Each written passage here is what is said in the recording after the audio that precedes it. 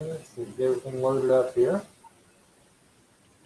Am I coming through okay? All right. Yeah, you're great. Everybody's coming through fine.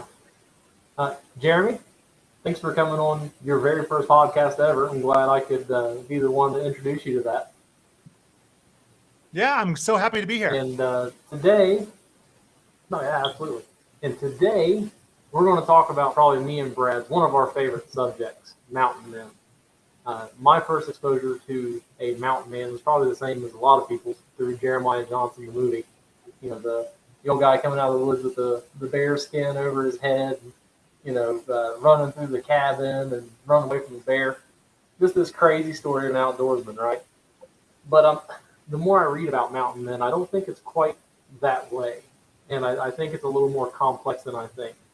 And Jeremy, I visited the Wyoming State Museum back in July, and I was really impressed. You've got a great exhibit on mountain men, and I knew it was something I wanted to learn a little bit more about. So that's kind of why I wanted to have you on. Yeah, well, I'm very happy to be here. Yeah. So what is your title with the Wyoming Museum? Yeah, so I am the curator of education at the Wyoming State Museum. So when you think about pretty much everything for school-age kids involving like classroom setting, that's me. So our virtual field trips, kind of like what we're doing right now, teaching over the internet, whether it's Zoom or Google Meet or Teams or whatever else. Our on-grounds field trips, where school groups are coming to us, our education trunks, and kind of all the other education pieces of the museum, including like some of the educational stuff that's out in the museum, like our hands-on habitat room, where kids and adults alike can come and learn about animals and get hands-on with skulls and pelts and crawl through tunnels and go in a bear cave and a whole bunch of other fun stuff. My job is kind of all the educational components of the museum. And how long have you been with the museum? Yeah, so not too long. I started just before COVID. So January of 2020 is when I started. Although I do have almost 20 years in informal education. I've worked everything from the working education at Sunset Zoo, accredited zoo in Manhattan, Kansas, after I graduated from K-State, to work in the private sector doing education, and now back to the public sector with the museum. But I've been here a little less than 2 years, yeah. But it's been great. The museum here, like you said, is an amazing museum. I'm so proud of the work that we do, and the fact that everything we do is free. All of our community and family programs for seniors, programs for schools, the museum itself is free. It's just a really amazing institution that is just really trying to help the world learn and view culture and history and animals and conservation a little bit differently than they did before. I was going to mention that the Wyoming is a weird state. So for one, it's the least populated state in the lower 48. Is that right? It is the least populated state in the man, you meant to fact check me, but I believe we're the least populated state in the nation. Now, population by square mile, I think Alaska has less population by square mile. But I believe, and maybe one of you can do a quick Google real fast, but I believe we have the lowest population of all states in the nation. There's some territories with lower population than that. I think like Guam has lower population, if I remember correctly. Once again, fact check that. But yeah, I believe we're the least populated state in the nation. Even DC has a higher population than us. Which, yes, I know is not a state. So Wyoming's got that going. Wyoming's got that going for it. And then on top of that, Wyoming is just this wild place that's unlike anywhere I've ever really been. Brad, you have... It is absolutely beautiful. Yes, we went through the South Dakota, Wyoming, Montana, and North Dakota strip. It's a wonderful place. And what's really unique about Wyoming is that we have kind of the Great Plains and the Rocky Mountains both.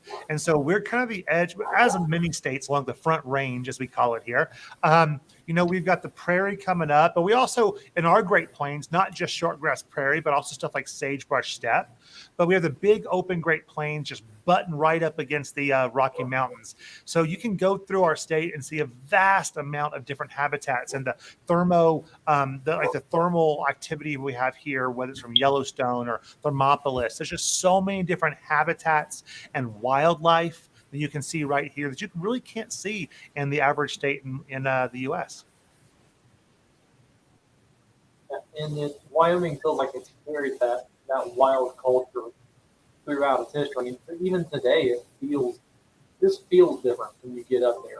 I just live about 45 minutes from Cheyenne, but once I cross the border, I'm like, okay, I'm not in Colorado anymore. It feels Yeah, I make that trip a lot, right up I-25, and you're right. Like in the winter, it's almost like you cross the border right there, and all of a sudden, for many days of the year, it's like blizzard. All of a sudden, like it's like Colorado, the wind knows not to blow too hard, but you cross into Wyoming, and it's just snow whipping across the highway. But it's a place it's like unlike any other, and it's an amazing place to live and work. okay. We need to start talking about mountain. I'm talking. Yeah, that's why I'm here. In our discussions, I've never heard of it, man. I don't quite understand the subject here. Hopefully, I can help with that. In our I conversation, guarantee you can. you mentioned that the fur trade started before it even approached the United States. So we're talking, across the Atlantic in Europe and Asia. Yeah. Can you give a brief rundown of kind of how that all started?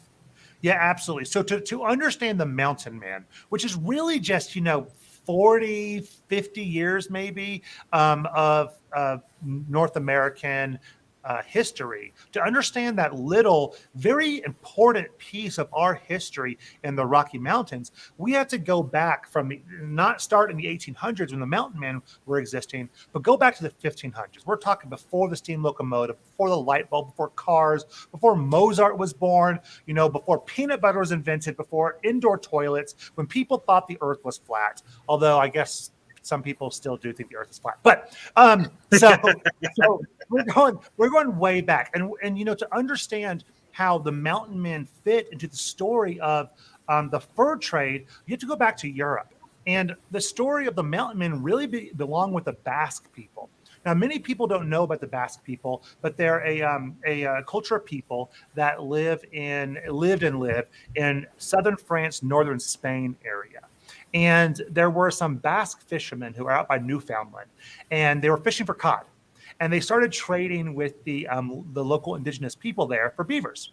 And they made basically beaver robes to wear to keep them warm on the long boat rides.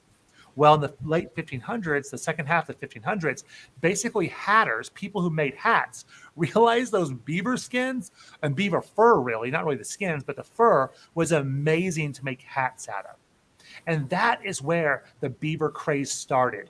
And what happened to the first little turning cog that started the mountain man period. It was all about hats.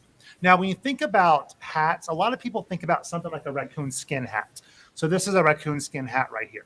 And raccoon skin hats, the inside of them, it's literally a pelt that's sewn into the shape of a hat. So it's got skin all the way underneath. Sometimes there's some like cloth on the inside too, but it's an entire skin. It's pretty simple to make. Well, beaver hats or beaver felt hats were completely different. Now, when you think about beavers, by the way, it's probably important to know there's two species of beavers in the world. There's the Eurasian beaver, Europe and Asia, and the North American beaver. And that while they look similar, they're pretty different, and you can't really, they can't interbreed or anything, like a horse and a donkey or anything. So to get these felt beaver hats, which, by the way, were not all top hats. Men wore them in many different styles, military hats, top hats, all different shapes and styles. But basically, they would let me show you. Well, if you're looking at some of the videos, this is a beaver skin right here. You can see they can get pretty big. Now, like a lot of aquatic animals, yeah, pretty big, right? And this one's been touched by a few, like 10,000 children by now, and it's still holding up. But like many aquatic animals, beavers have two types of fur. If you look at the beaver, there's these long guard hairs on the outside, which is what you kind of see. But then under that, there's all this thick, short hair. Now, what the hatters would use to make hats is actually what is underneath these long hairs. So when a hatter got a beaver pelt, they had to pull off all of the hairs, the long hairs. And once they got all the long hairs pulled off, that's when they would shave the skin. After that, the process was a little intense. It involved a lot of boiling and dipping and steaming and pressing it into molds and turning that hair into felt.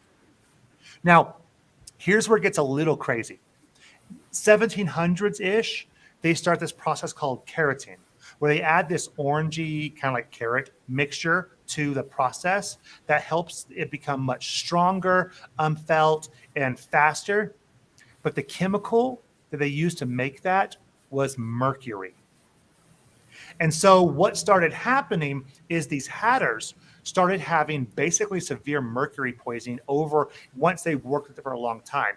They started getting nerve damage, psychological damage. They would get very irritable, short-tempered, speech problems, drooling, shaking, hallucinations, insanity. Sometimes their wives would have to feed them because they started shaking so bad. This is where the term "mad as a hatter" came from. And Alice in Wonderland, the Mad Hatter. It came from basically these hatters working with mercury. Now, like across Europe, like the beaver populations plummet. So let's see here, by 1500, before the end of the 1500s, all the beavers are gone from England. They're gone from Europe by the end of the 1700s, a general rule. They got down to 1,190 Eurasian beavers in the world. So they used to range all over. We're talking Siberia, Russia, down to Mongolia, all over Europe to England, down into like Turkey. These Eurasian beavers were everywhere. But because of the men's hat trade and the crazy trapping, they got down to like less than 1,200 of them, almost went extinct. That is insane. Yeah, it's crazy. But then around the same time, thinking like the 1500s, 1600s, that's when European powers are starting to colonize the New World, North America. And that's where our story really picks up in chapter 2. It's like when we get to North America with all these sailing ships, Before we get to chapter, I've got a quick question. Though. Hit me. Yeah, hit me, please. Interrupt me. Hit me. I'll talk forever. I get jazzed about this stuff. Can you hold up that felt hat again? Hold the felt hat up? Yeah. So when I look at that hat, if you would not have told me that was beaver, I would not have known. Now, not even. Now let me let you in on a little trade secret. You ready here? So this is a felt hat, but this is from our teaching collection, not a permanent collection. Because I'm not wearing gloves. Anything in our permanent collection, you're going to see me throw some gloves on before I show you the big beaver over here, which I could probably show you right now, actually. So this technically is just a felt hat. I highly doubt this is beaver hat. It was in our teaching collection long before I started, and it's made for children to be able to touch. So I can't tell you emphatically if this is beaver, but a beaver hat would look just like this. Just like this. I mean, it's just felt. What's amazing about beaver felt hats, though, is that they are basically waterproof. Because beavers are basically waterproof. Yeah. Let me show you this beaver over here. Removing the long hairs, and then they're shaving that hat to give it that shape and texture. Yeah. So what they kind of do is they boil and go through all these processes and I'm not knowledgeable enough to tell you the exact process to turn beaver skin or beaver hair. But once they pull out all the long hairs and they shave off all the short hairs, so short hairs go into a big mixture and boiled, compressed, and steamed, and then eventually there was keratin. And by the way, keratin with mercury wasn't outlawed in the U.S. until, was it in the 40s, I think? Yeah, 1941. It was still used in the U.S., mercury, to make hats until 1941. Crazy, right? But yeah, and eventually once they get the pieces of felt, that's where they steam it and put it over a mold. Because these beaver hats turn into so many different shapes. So once they got the felt, they would steam it, compress it, heat it up, and shape it around a mold. And the mold is what turned it into the hat shape. Was it just the waterproof quality that they were looking for in the beaver pelts? Is that what made it so desirable? Waterproof. It's also really, really thick, and you were able to get waterproof, thick, high quality hats. So like this is a permanent collection beaver. I'm not gonna like touch him or anything. I'll show you more of the skin. But if you've ever touched a beaver, and hopefully at some point in your life you can touch a beaver pelt, maybe not a wild beaver because they have giant teeth that have iron in them to chew through trees. But beavers have really, really thick, soft fur. And that really thick, soft fur, plus the waterproofing qualities based off their, their oil and stuff, it made it really, really, really, useful for hats. There wasn't the only thing. I'll show you another animal here a little bit later that was also used, but yeah, beavers were definitely the most desirable. And the mountain men fur trade on the back of beavers. I've actually got to tan a beaver hide before, Jeremy. Oh, that's amazing. And I can concur with the soft fur. It is the softest fur I've ever felt ever. And while I was skinning the pelt, it had a really sweet type like smell. It didn't sting. What is it? That's probably the castor. They have scent glands in their booty area. And they have these two castor glands. We'll talk more about castor here in a little bit. But yeah, I bet it was the castor you were smelling. It was a great smell, but I still have the pelt. Yeah. Now, Zach, you was with me. I will tell you the other thing that precipitated the downfall of the beavers was not just the skin, but that castor. Now, different than castor oil. Castor oil comes from the castor bean, like the stuff from Mary Poppins. Take your castor oil, but castor from a beaver they used extensively and still do use some in perfumes, and so they would use that castor gland for perfumes. Yeah. Wow. Well, if you know other questions, we can pick up in the beavers were. Yeah, I was going to say once the beavers were all trapped out of Europe and Asia, who were some of the first people to cross the Atlantic and make it over into North America?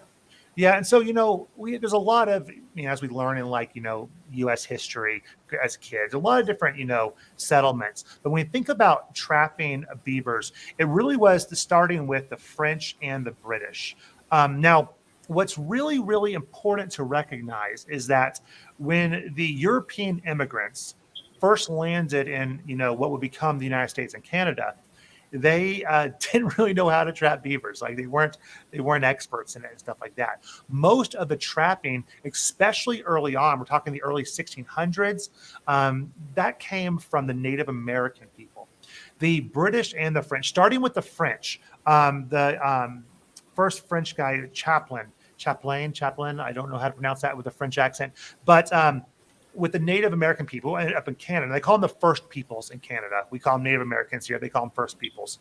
But he would trade with the First Peoples. And he's one of the first documented people who were setting up trading sites where Native people could come and trade with the European powers. And so that's about 1608 when he gets that first trading going from the French to the northern First Peoples up in present-day Canada. But pretty soon after that, King Charles II is coordinated in England, or in Britain, I should say, in 1661. And in 1670, he gives all of the tributaries that drain into the Hudson Bay, that huge bay up in Canada, he gives all of that to the Hudson Bay Company. And that's when the Hudson Bay Company really kicks off.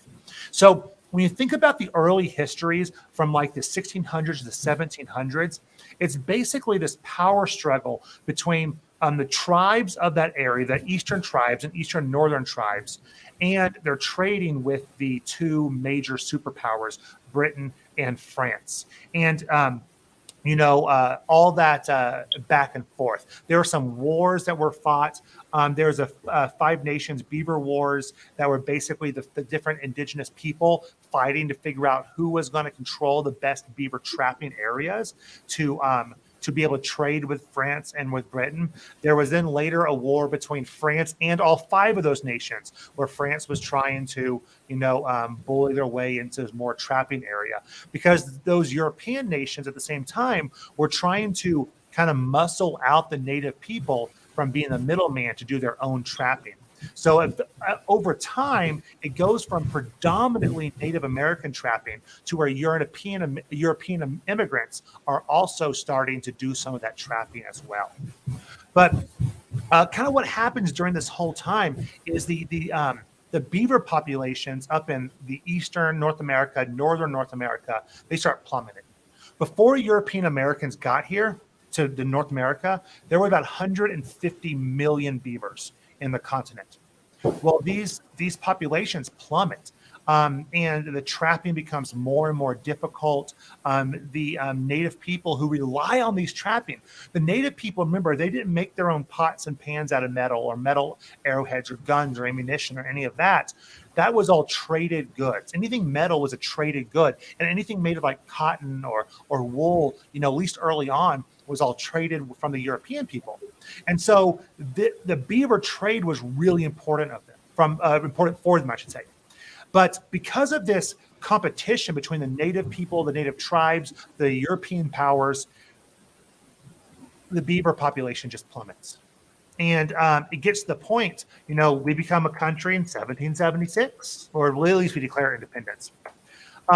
When you hop forward to 1803 with the Louisiana Purchase, this is where the story of the mountain men really picks up, because while the populations and most American people at that time are trapping out east where there's not really many beavers left, when Lewis and Clark go through their expedition in 1804 to 1806, their writings, when they come back, they talk about the insane wealth of animals and natural resources and beavers. And this one point, the Lewis and Clark expedition, is what causes all the formation of a ton of fur companies to start up and start sending young men out to the mountain man period. And so this is where a mountain man story really picks up from this beaver population, over hunting of Eurasian beavers, over hunting of North American beavers in the east and the northeast. And that opens up this new land for European powers to get into, which they didn't really have access to before, especially the American trappers who now own, the American government now owns all this land, even though it is technically, still tribal land. And, we can talk about, next all about like what it was like to be a mountain man, but this is what really started that. Before we go on to talk about what it's like to be a mountain man, the Native American culture surrounding beavers, what did they use their pelts for? Was it clothing? Did they make habitat out of it? How did they use beaver pelts? Yeah. So, and if you think about the different tribes, Native American tribes that lived in different parts of North America were vastly different. And I don't want to try to lump them all into one people, because the tribes from present-day Mexico, from present-day Oregon, from present-day Canada, the Iroquois out east, different from the plains culture that we normally have here in like Wyoming, different from, the California tribes. And so different geographic areas had very different cultures. Now, additionally, even if we just look at the plains culture, which is what I have the most knowledge about, this is what I teach kids about here at the museum, there were many different plains tribes, and each tribe could have different belief structures, different rituals, different, ways they used animals. But if we're talking in very broad generalizations for the plains people here in the Great Plains, the beaver was mainly used for clothing, because they were very warm, but they also could eat them as well. They were a food source as well. But they also relied heavily, the plains culture relied heavily on the American bison, what a lot of people call the buffalo, but real name is bison. And so those bison skins, they would turn bison skins, winter skins, would turn to clothing and blankets and robes, where summer skins would be turned into like teepees and stuff like that. And so there's the animal that the Native American people relied on of the Great Plains relied on most heavily was the bison. If you guys want to have me on for another time, I can talk all about the bison culture of the Great Plains people. But for the beaver, it was mainly clothes and then I can food. listen to that. Yeah. Oh yeah, you piqued my interest on bison. So I read a really good book. Steve Ranella wrote a book called American Buffalo, and it really piqued my interest and opened my eyes to how important buffalo were to Native American tribes here in the Great Plains. But me and Brad, we're originally from the Ohio River Valley, so the Shawnee Indian culture is really big there. And we've seen beaver and such there, but I didn't really realize there were a bunch of beavers here in the Western Plains, Rocky Mountains. Yeah. I'm jumping ahead a little bit, but yeah, kind of historically, if you think pre-European invasion to the continent, if you think but before that, I mean, generally speaking, huge generalization here. 150 million beavers. If you're not in deserty and really warm areas, they thrive in at least cold winters. They like it a little chillier. But in most wetland areas, you probably would have found some beavers back in the day. It's like starlings today. You can't shake a stick somewhere without finding starlings. Yeah. Well, so a cool. Brad, before we get on to the, go ahead, Jeremy. I'm sorry. Oh, I was just saying. Do you have anything else you want to ask me before we move on to like the actual mountain man culture? That's what I was hearing. Brad, you got anything to ask about before we get into mountain men culture? Oh man, I'm waiting for this mountain man section. This is one of my favorite subjects of all time. Oh, wonderful. Well, so you were talking about. Go ahead. I was going to say I've read the book The Revenant, and when you read that book, you get this idea of a mountain man that's kind of this rapscallion, roughneck, trying to escape the east, looking for his fortunes out west kind of person. Are those the kind of people that were attracted to this, post Lewis and Clark movement out west?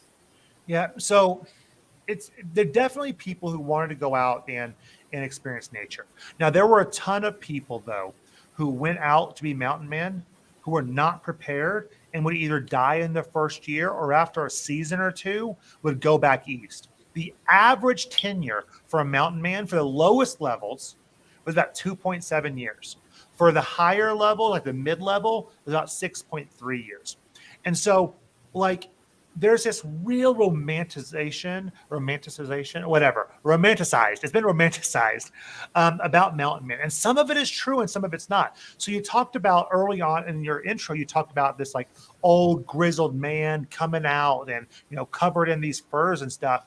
It may surprise you to know most mountain men were teenagers or in their 20s, with some in their 30s. Now, there were some 60-year-old mountain men, absolutely, some famous ones at that. But the overwhelming majority were young men. We're talking teens as early as 16. John Coulter, he was 16 when he came out. And Jim Bridger, he was 17 when he first became a mountain man. So teenagers who would still be in high school here in today's standards, leaving their families and going out into the middle of the wilderness to become trappers.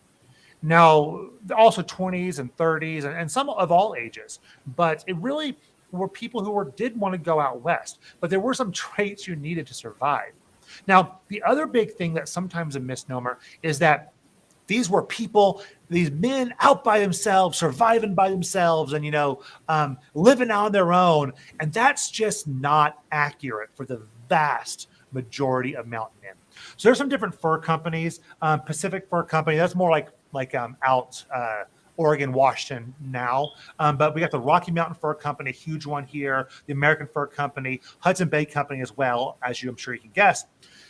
What would happen is these companies would hire young men to go out and trap, and they would send out in brigades. Now, these brigades could be 30 men or 30 people, more on that in a second, 30 people, 50 people, sometimes 100 people going out into the wilderness to trap. And what they would do is they would set up kind of a base camp somewhere. Trapping mainly happened in the spring and the fall. What they wanted was, like a lot of cold dwelling animals, they get really thick fur in the winter and then they shed it, after it gets warmer. And so they wanted the thickest fur. So they would trap in the fall before the rivers and lakes and ponds were completely frozen, and then back out in the spring after the thaw before the shed. Those are the huge trapping time periods. But they would go out and they would, have these huge groups. And there'd be someone in charge, the boss man. And he would break them up into smaller groups and then smaller groups and smaller groups, and they would fan out. Eventually, you might get down to a pair a lot of times, or maybe a solo person who would go out for the day, set traps, trap for beavers, and then come back into smaller groups in the evening. But it definitely, for most of them, it was communal. Now, the way this company, they call it company man versus free trapper, or fur trapper, free trapper, fur trapper versus the company man. Most mountain men were company men. Now, the lowest level people, the greenhorns, if you will, new to the Rocky Mountains, they're also called pork biters, kind of eating the lowest level of food. But they would maintain the camp. They didn't do a lot of trapping.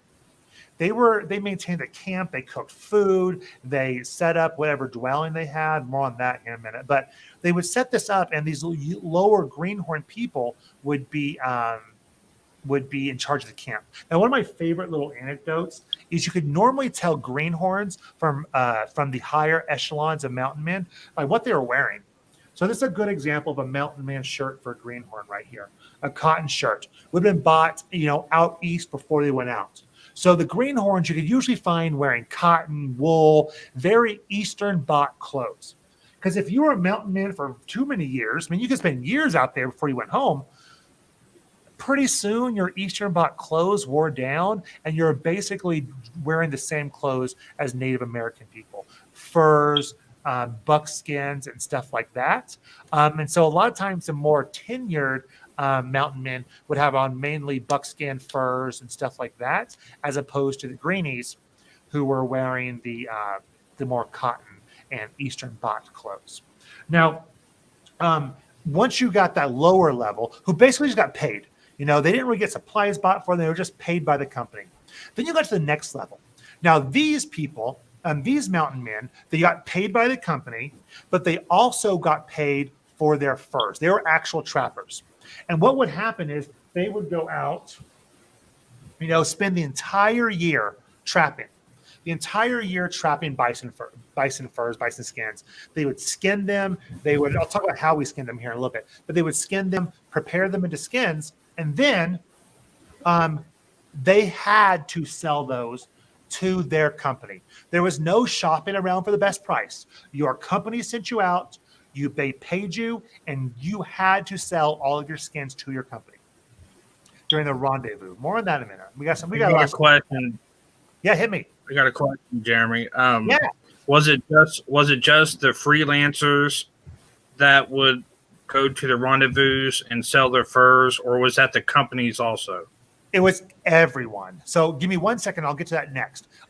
So you've got the lower level people who aren't trapping. The first level fur trappers, the company would not only pay them, but the company would also pay for at least some, if not all, of their supplies, their gear, guns and traps and all of that.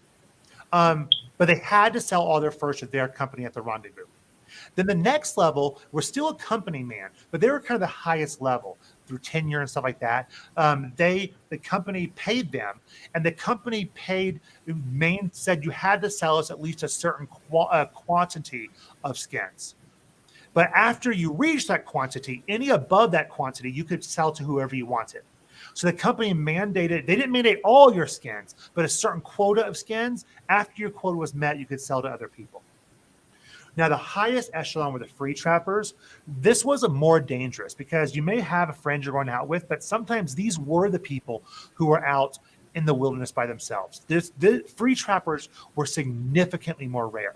Sometimes there were company men who had worked off their debts for all the supplies that the company had paid for them. They had paid that debt off, and now they're a free trapper. And they could sell to the highest bidder. But Also, if there was too much, that year, too many furs, they also would sometimes find themselves back in debt because they would need to buy stuff. Now, where are they sold to? Well, let's talk about how they trap, and then we'll get to the rendezvous. You guys okay with that? Yeah. Yes. Anything you want to Oh, ask me? absolutely. I've got a question about the free trappers. Yeah, hit me. Were those people looked at a little differently? Like, were they, I want to say, despised or kind of envied by some of the company men? Envy is probably the better word. Envy, because they were much more free. Some of these companies ran almost military, military style. It was, you got your marching orders and you went where you're supposed to. Where the romanticized mountain man that we kind of think of in movies and stories, that was much more based on those free trappers who were very, very small minority compared to the company men. Yeah. So one of the things that allowed this whole mountain men process to happen was this right here. This is a beaver trap. Now, this leg hold trap, which is what you call the general type. Now, this one's from my teaching collection, and so it's soldered closed so little children don't break their fingers off. So I can't like open it up for you. But you would step on the little and anyone listening at home, feel free to Google beaver trap. But you would step on the two sides, open it up, and then there'd be this little pin right here that would hold it in place. Leg hold traps were actually first used over in Europe, and they were used against humans. So rich landowners would hide them all over their land so poachers would get caught.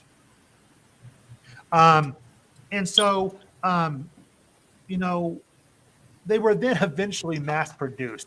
And the mass-produced beaver trap was one of the reasons that mountain men were able to exist, because, they didn't have the skills the Native American people had for, generations that have been trapping using snares and stuff like that.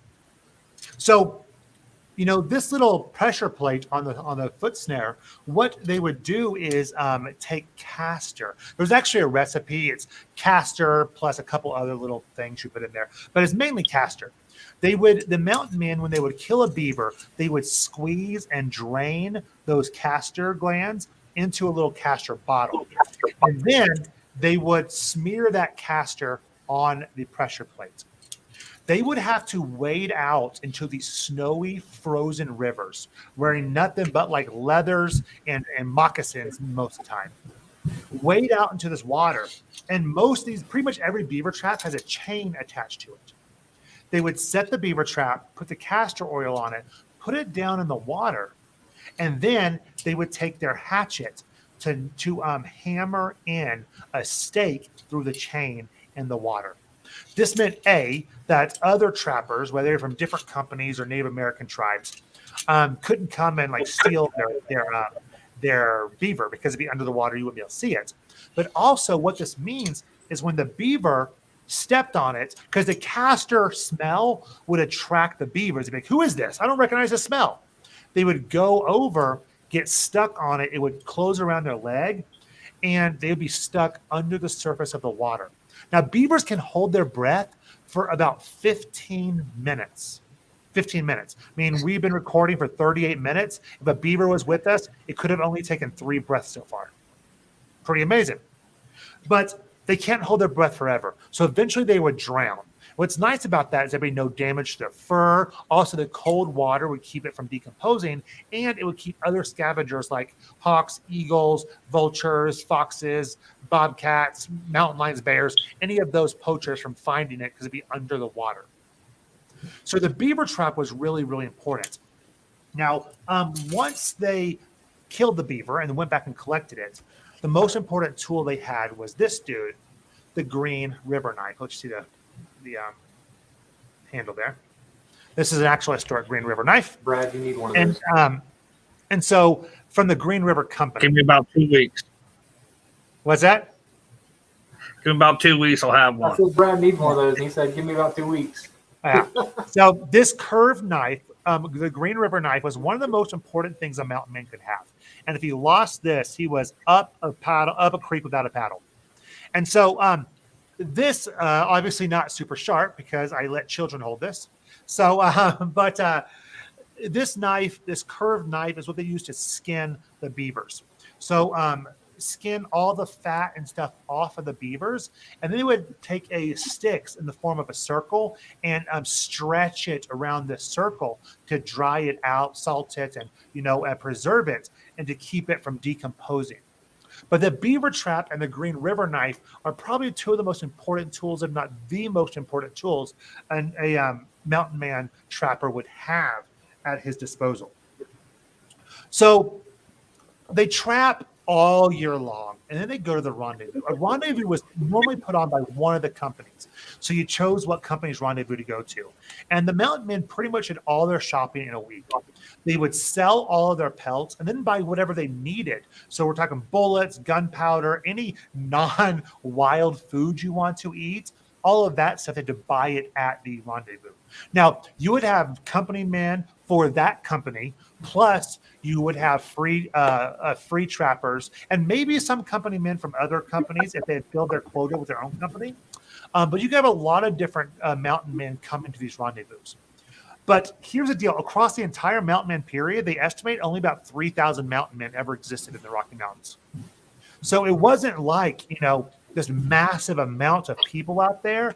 Throughout the entire 40 to 50 year period, we're looking at about 3,000 people total. And so it was a pretty small community, but they would go to these rendezvous, sell all their beaver pelts and other pelts too. I'll show you some other pelts after the next round of questions. And they would basically then use their earnings to then buy stuff from the rendezvous.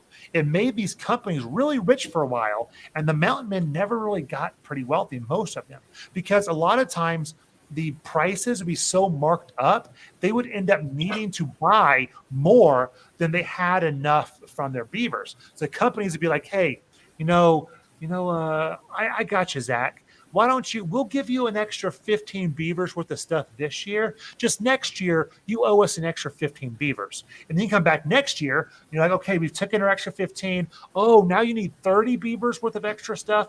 Okay, you can have that, but now you owe us an extra 30 beavers next year. And some of these, especially free trappers, could get in an insurmountable amount of debt in these rendezvous. Is there still a rendezvous?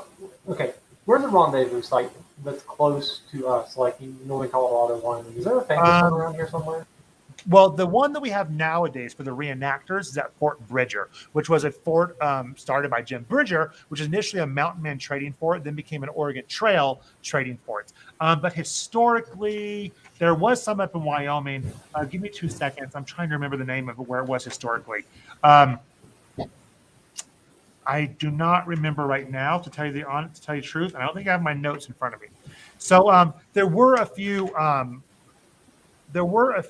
rendezvous in the area, the front range, but historic, and they would also move in different years, kind of move around.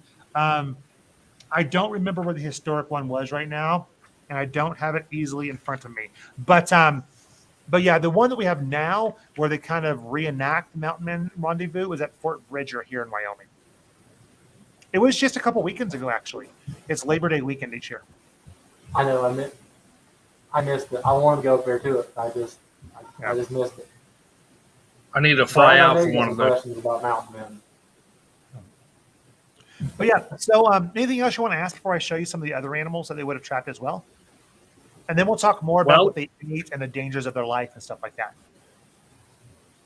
I was wanting to see what drew these individuals to that lifestyle. Yeah, I imagine it's as varied as if you ask someone why they're a football player today, or why they're a teacher, or or whatever, your guys' day jobs, whatever brought all of your colleagues to that. I mean, it's probably just as varied as we would find today. Like for the museum, why do my colleagues work at a museum?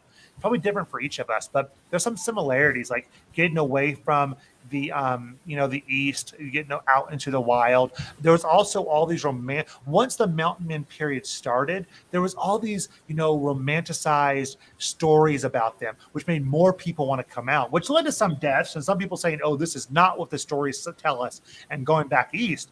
But it's like get away from the civilization, to get out. Well, Okay, that's really xenocentric because there were civilizations out in the Rocky Mountains. Let me be very clear about that. There were people who, for 10, 13,000 years, who are living in this place, with all different cultures. But the European culture, get away from that in the East and get out to something new.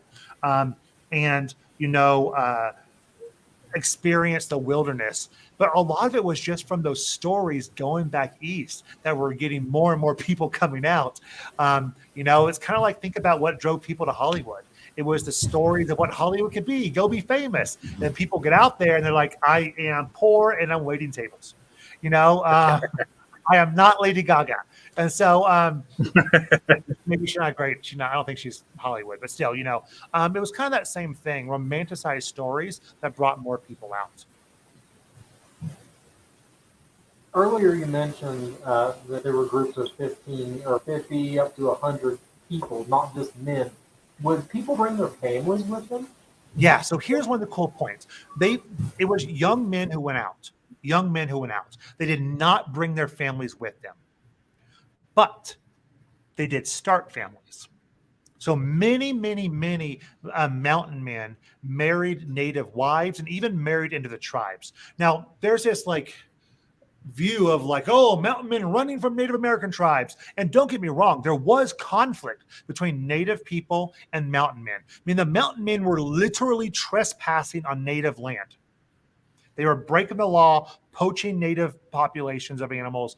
They were the aggressor. But as a general rule, tribes were much more likely to trade with the mountain men because the mountain men brought, I will show you some trade goods here in a minute, but I'll show you now. The mountain men brought trade goods with them. Now, they couldn't bring big, heavy things. Native people did go to the rendezvous too, by the way. Native people would go to the rendezvous and trade, but the mountain men would bring trade goods as well. So this, for example, is a trade bell. Here, I'll ring it. Hawk bells, copper bells, lots of bells. Were a lead shot was another commonly traded item. Metal arrowheads. This was another great trade item because, the native people were not making metal goods. Their arrowheads were made from bones, normally bison bones, or from stone. Trade mirrors.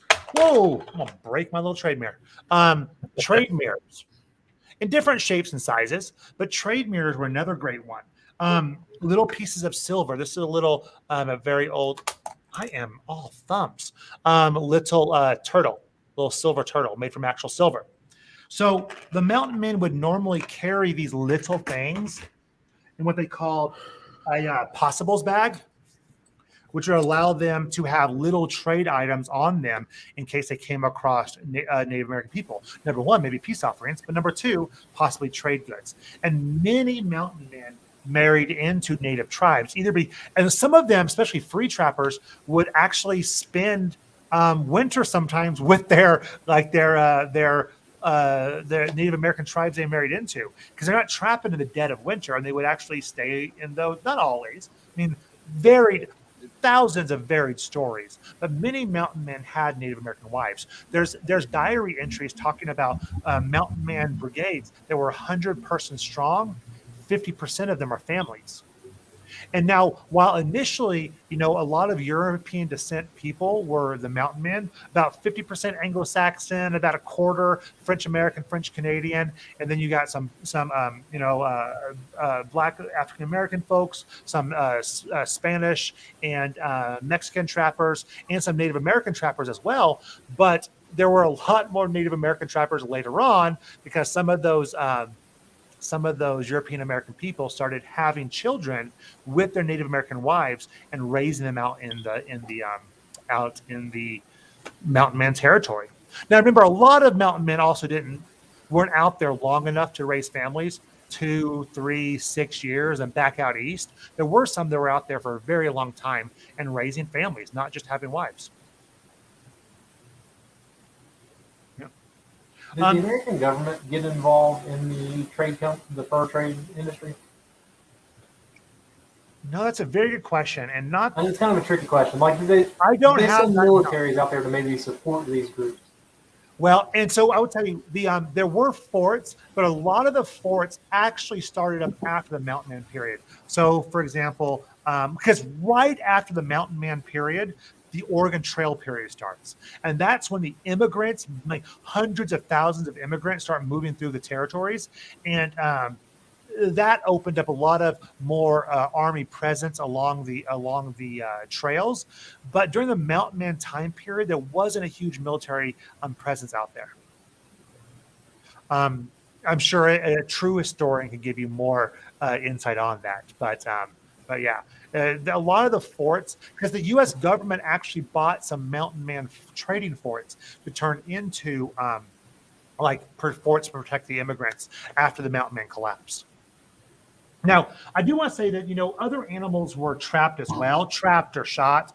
For example, this is a Canada lynx. And if you thought a beaver was soft, you should feel a Canada lynx. These are listed as threatened in the lower 48 states, but they're not there. So they're protected by the U.S. government, the lower 48. But up in Alaska, they're protected. They're managed by the state, not the government, not the federal government. But Canada lynx. They would also trap raccoon. There's raccoon right here. And a lot of foxes. So this is a gray fox. If you think about Ohio area, you guys are going to have gray foxes. This is an arboreal fox that lives more in the forest. This is the only canine in North America that can climb trees like a cat. This is a prairie fox. This is called a swift fox. It's the littlest fox in North America, along with, or at least in the U.S., along with the kit fox.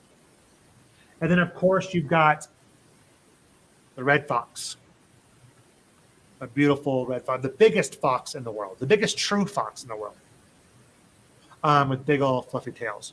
But these were not trapped as much as beavers. How about muskrat? Ooh, literally my next thing.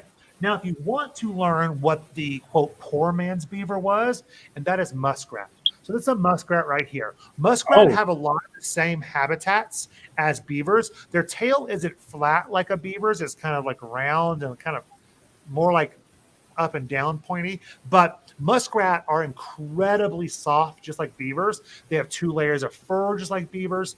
And muskrat hats, because a beaver hat, if up in over in England, where a lot of these pelts were being sent to, I mean, they would be trapped here, but sent over to England, or I say Europe, sent over to Europe. Over in Europe, it would take an unskilled laborer 6 weeks of pay to buy 1 beaver hat. The rich, fancy people were wearing them, so that everyone in society wanted to wear them.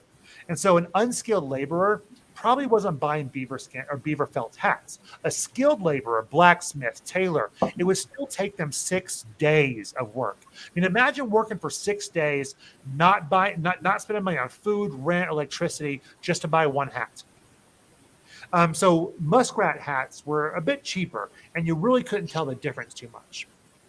And the other big trapped item was this dude right here. You guys know what this is? Weasel?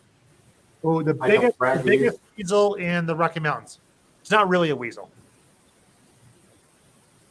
It's the otter. The river otter. Otter. Oh. Yeah.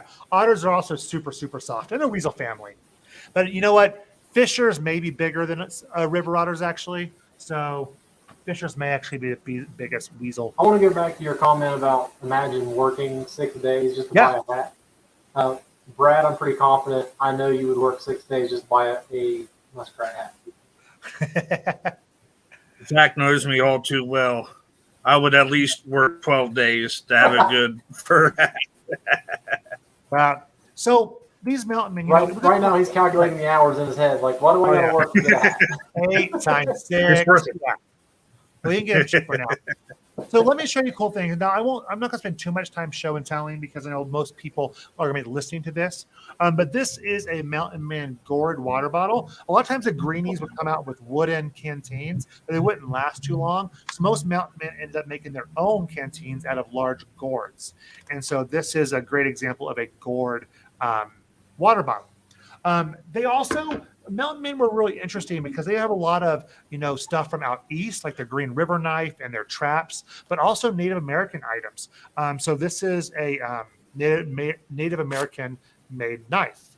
Now, the metal would have come out east, but as a leather handle, a leather scabbard, this is a same time period, a Native American made knife. Another important piece for fire building would be a flint and steel, like a striker and flint, or a tinder box. So tinder box are little copper boxes. You'd keep your tinder inside, the stuff that can start a fire really well. And the top of it would have a magnifying glass on it, which means you could use the top of your tinder box to use the sun and start a fire with a magnifying glass without having to worry about, using your flint and steel. So That's pretty ingenious. yeah. And then this is a steel striker right here. You kind of hold it like this and you spark it up. So the mountain man was a tough life, though. I mean, their diet was almost consistently meat with more meat and a side of meat. They would eat a lot of bison, cook it, boil it. They weren't great cooks, and sometimes if they hadn't eaten a few days, there's stories of men finding a bison, shooting it, and just eating it, the meat raw because they were so hungry. Mountain men would starve to death from lack of food. They would also make pemmican, which is a Native American food, and they would trade with Native American people for pemmican for food as well, jerky and pemmican. Think of pemmican like a meat granola bar. And so it's got bits of meat, grease, and dried fruit, and they would cook it slow cook it, dry it out, and it could last for a very long time. Another food they would eat is a tail of beavers. So they would cut the tail off, they would slice it long strips like bacon shape kind of, and then they would fry that up and they would eat beaver tail. Now, everyone who's ever eaten beaver tail nowadays says that it is terrible and chewy and like disgusting, but Mountain Man journals talk about how it's great. So either they are really, really trolling us in the future, or they had a very different sense of taste than we do today. But Zach, I was close. Yeah. They would also sometimes eat stuff like prairie dogs. Yeah. They eat sometimes prairie dogs. I think I have a prairie dog right here. But yeah, 2 seconds.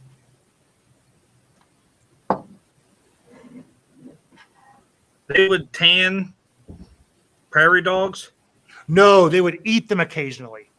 But it wasn't one of their normal foods. This is kind of just one of their one of the things that we eat. It was mainly meat. Now they would also get whatever fruits they could gather, but they weren't going and like buying. They didn't have canned goods or anything like that. They were really eating mainly what they could get from the land or what they could trade for. And their diet was incredibly meat heavy. I mean, probably the closest we've had to carnivores in our country, very, very meat heavy. So if you like eating nothing but meat, maybe you could survive as a mountain man. But there are a lot of other dangers, like dying from dehydration. There was wild animal attacks. Grizzly bear attacks were relatively common. I mean, and so grizzly bear, moose, falling off of rocks. There was also Jacques Laramie, which like Laramie is named after the city of Laramie, the county of Laramie. Jacques Laramie, he was thought to have got washed away in a river and drowned. Right here in Wyoming, freezing to death, starving to death. Remember, they're waiting in incredibly cold, snowy temperatures, waiting in waist-deep water to set these traps, and then basically just drying off. Their way they slept. So, Jeremy? Yeah, hit me. No, go ahead and finish that, because I was going to ask kind of what brought about the end of the Mountain Man. But yeah, so finish it's a good topic because we're getting close to an hour here. And so, so they would sleep like sometimes they would have tents. Most of the time they were sleeping out under the stars. Or like in a lean-to, they take a canvas and put it between two poles, which have a lean-to there under. There's all these journal entries talking about laying down a bison fur, laying on top of it, and then just covering up with blankets in the mud. And as you sleep, you sink into the mud, and cold water from the rain washes in. And the only way to stay warm is to not move, so the pond that you are sleeping in stays warm water. Because if you turn or roll over, cold, fresh water rushes in and freezes you. I mean, It was Oh, a man. tough life. Yeah. You were outside. It wasn't camping like we know it today, where you zip up your tent and you're okay. It's literally bugs, snakes, scorpions, rain, grizzly bears, conflict with other mountain men and Native American people, thirst, dehydration. But what, to your point, what kind of brought about the end of this, it's really funny. It goes back to hats. So the mountain men reigned from, early 1800s, 1810-ish, to about 1840 or 1850. Started dying pretty close to, 1850. Not only were the populations dropping, just like they did in Europe and Asia, just like they did in the East, the populations were dropping. But on top of that, there was a man out in England, Queen Victoria's husband, Prince Albert. And one day, he wore a silk hat instead of a beaver hat. And from that point on, he wore silk hats. And so all the wealthy, well-to-do people decided they had to have silk hats. And that fashion trickled down from initially the rich, fancy people in Europe wanted beaver hats, and then everyone needed beaver hats, and the beaver craze started. Prince Albert pretty much single-handedly started wearing silk hats, and that trickled through all of Europe and into the New World. And almost like by like historic view, overnight, the market for the beaver trade, it just fell out. The bottom fell out of it, and no one wanted them. No one's buying them. The forts went out of business. Many of these fur companies, save from basically the Hudson Bay Company, pretty much all these fur companies went out of business. The native people who relied on the beaver trade for stuff like pots and pans and clothes, all of a sudden they were thrust into poverty because their number one way to get trade items was no longer possible. Everything ended. Now these mountain men had to instantly find new ways of life. What they ended up doing was some of them joined the army as scouts, because shortly after this, the frontier wars would start with the native people in the late 1800s. Some of them became guides for Oregon Trail. They'd gone back and forth across the Rockies. They knew the routes. They had opened up these routes that they learned from the native people. And so they became guides for the Oregon Trail. Other of them opened forts. Jim Bridger took this mountain man fort that he had and turned it into a trading fort for the Oregon Trail. Hudson Bay Company turned a lot, Fort Boise, Fort Idaho, those mountain man trading forts, they turned into trading forts for the Oregon Trail. And others just settled down with their families and their wives and started a life, in the quiet life in the areas they'd always known. But the mountain man time period is this amazingly, fascinating time. But historically speaking, it's a blip, I should say, not a blimp, a blip in the timeline. And, this whole fur trade, it really was at 300 years from the 1550s when the beaver hat craze started to the 1850s. During the height of the beaver craze, the Hudson Bay Company, they were sending 80,000 pelts a year back to Europe. And that was enough to fill 3 giant sailing ships. And you may say, well, 80,000 doesn't seem like a lot when there were 150 million beavers. But remember, this went on for 200 years here in the New World. Beavers were facing extinction as well here in North America due to the beaver trade. Now, luckily, things have turned around since the fur trade, has kind of fallen out. Over in Europe, you got about between 650,000 to 1 million Eurasian beavers. They've been reintroduced to a lot of their old range, like Britain, Scotland, Spain, France, and other places. In North America, estimates have us about 10 million to 15 million beavers. Not 150 million, but still about 10% where we used to be, but much better than the brink of extinction that we found ourselves facing down at one point. Yeah, it's a fascinating time period. And if you look across Wyoming, you still see, remnants of mountain men, Fort Bridger, Fort Laramie, the city of Laramie, Teton Bridger National Forest, the Bridger Mountains. There's a lot of places still named after these charismatic mountain men that lived in the Rocky Mountains.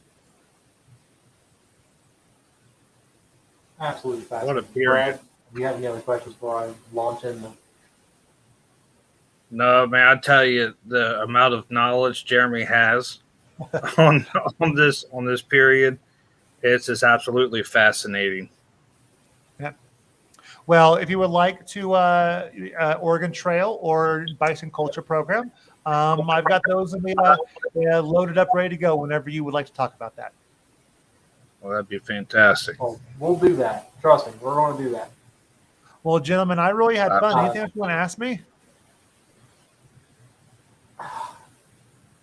That, the mountain man culture is so odd because it's been so romanticized, and like you said, the minority of mountain men has been brought into this mainstream culture of, okay, we think of mountain men as these hard bitten, old timers up in the mountains, and you're right, that's not the case. It was teenagers and college age kids running around trapping things, like trying not to starve to death or get swept away in a river or get eaten by a grizzly bear. If people wanted to find out more, like does the Wyoming State Museum have an online resource where they can go and kind of check out what we just talked about? So we do have, so if you go to our website, we do have some online exhibits. We just revamped our website during COVID, and so we're still getting a lot of our exhibits online, like our online collections and stuff.